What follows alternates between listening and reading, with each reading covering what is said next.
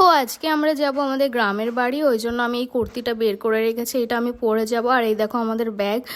তো দুপুরবেলায় খাওয়া দাওয়ার শেষে আমার শ্বশুর শাশুড়ি চলে গেল, আর আমরা যাব সন্ধ্যার দিকে, কারণ এখন ভীষণ রোদ। আর আমার শ্বশুর শাশুড়ি গেল গাড়ি করে, আর ওরা ওখানে গিয়ে জিনিসপত্রগুলো গুছিয়ে সেট করে রাখবে, তারপরে আমরা সন্ধ্যার দিকে যাব। আর এই যে সন্ধ্যাবেলায় আমি রেডি হয়ে গেছি, আর আমরা দুজন বেরিয়েও পড়েছি স্কুটি নিয়ে।